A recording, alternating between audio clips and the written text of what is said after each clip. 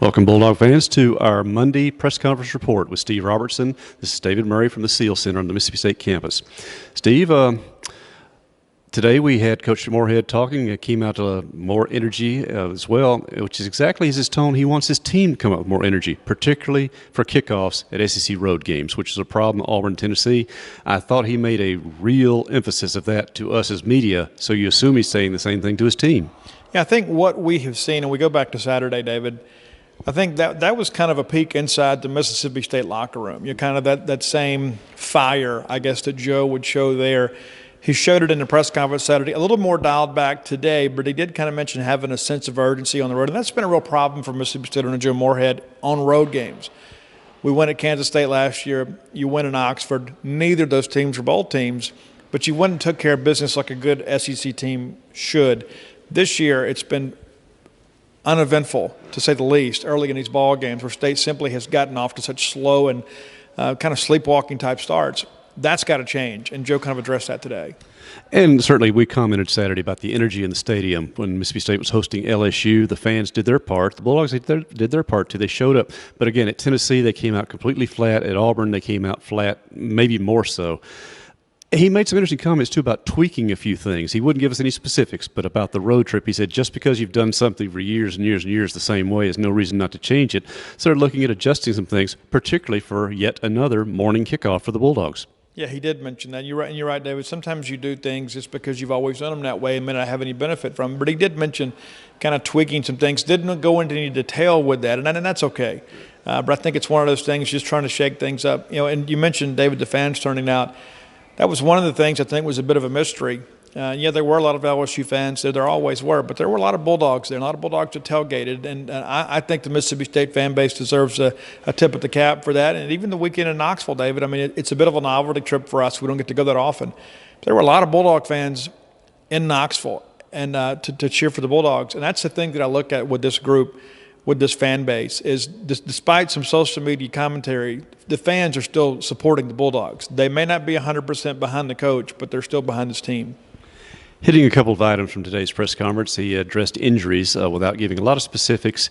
Offensive line looks like the whole right side's gimpy right now, or day-to-day, as he called tackle Greg Island and guard Stuart Reese. He mentioned Chauncey Rivers, defensive end, who had a very good game against LSU as well. Brian Cole, he expects to have back by the weekend. And Tyler Williams, one of the reserve cornerbacks, was also mentioned as day-to-day.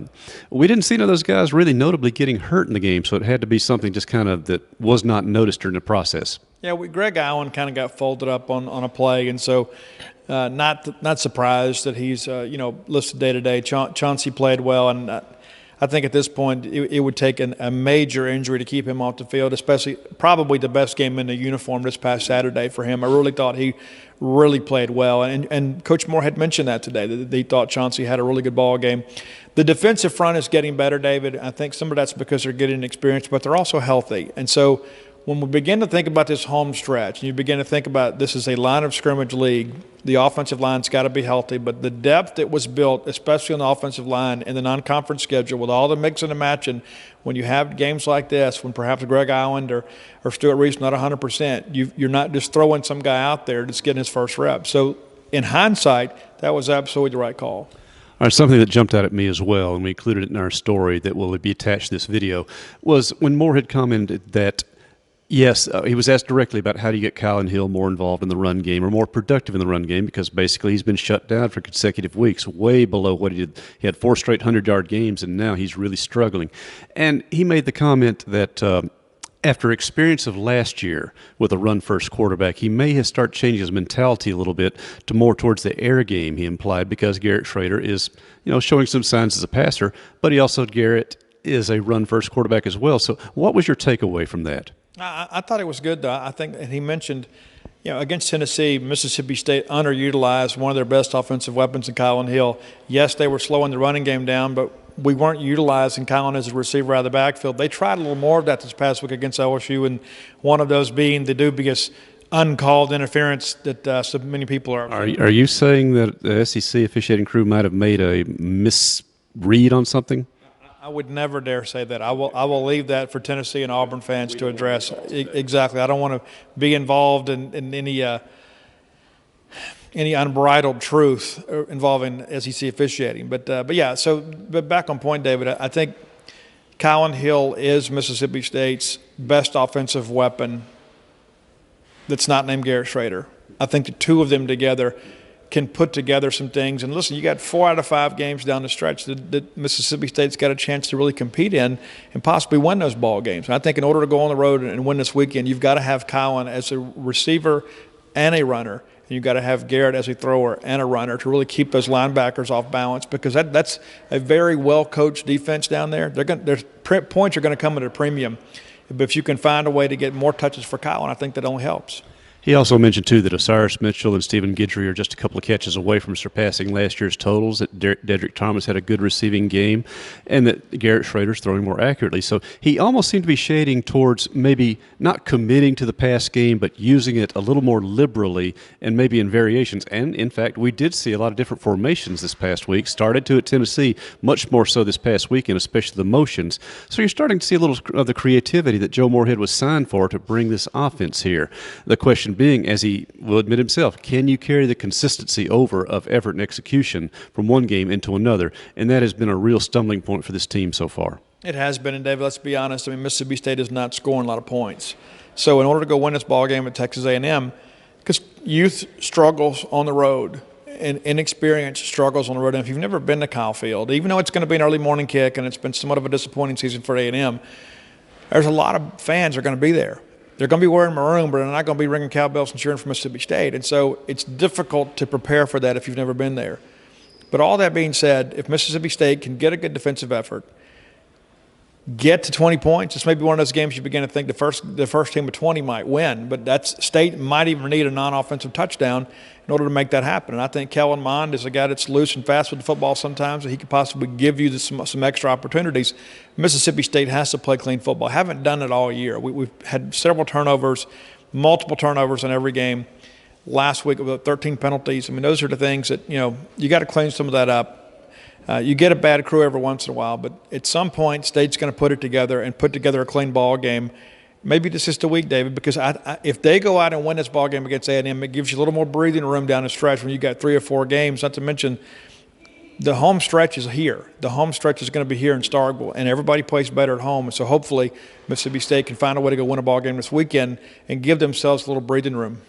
One more takeaway from today's press conference. Joe Moorhead was asked directly about any of the pressure about achieving bowl eligibility here, because the Bulldogs still need to win 3 more games with 5 left. And without saying it, let's just say that one of them we might as well just go ahead and scratch off the schedule right now.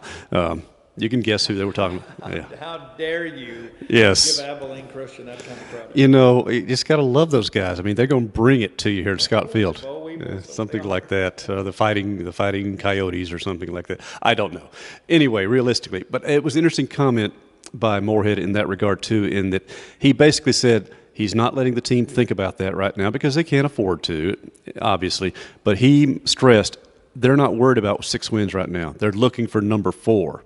And this is a weekend where if they pull it off, as you say, Steve, this could be a huge momentum boost because the Bulldogs are double-digit underdogs going into the game, probably justifiably so. But I think if you start getting some consistency, if the defense can show up as they did this past week and now get the offense going with a more maturing Garrett Schrader, who you've got to keep healthy some way or other, Kylin Hill get back organized, and the receivers make some of the catches really career-type catches they had never made before. You do that, you think you've got a chance offensively to be at least flashes of the team you thought would be this season. I agree, and let's be honest, the A&M defense not as good as that LSU defense. There's a lot of athletes. That LSU secondary is exceptional. There's NFL players throughout that defensive backfield, David, and you still found a way to move the football against them. And so there is some confidence, I guess you could say. There's some optimism.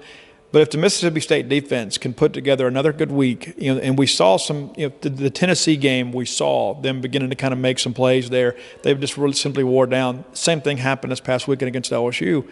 That's why I think if State's offense can at least give the defense a little bit of a blow, you find a way to put some points on the board, you've got a good chance to go win this ball game. So that's our Monday report from the Joe Moorhead press conference. We want to commend you to check out our content for the rest of the day on our Gene's Page 24/7 site, including a piece, not to self-promote, but I had a good conversation with Tim Tebow, Jordan Rogers, two former SEC quarterbacks, record setters, and legends in this league, on Friday about Garrett Schrader. I think you'll find their comments on him and as well on Joe Moorhead's offense and what they're trying to do at Mississippi State, and particularly on Garrett Schrader's beard. Very interesting, so it's still on the page right there. Find it, enjoy it, and otherwise, we'll be putting up our content the rest of the day. Paul Jones will be providing recruiting updates from this past weekend. Moorhead made a point that 85 visitors were on campus, including 9 committed players, and he's heard back from all of them with a positive reinforcement from the weekend as well. So for our crew here, for Mike Nemeth, Paul Jones, Robbie Falk, who's back from the injured reserve list. We're glad to have him back on the team after a trip to the hospital last week. For Steve Robertson, here from the SEAL Center on the Mississippi State campus, this is David Murray.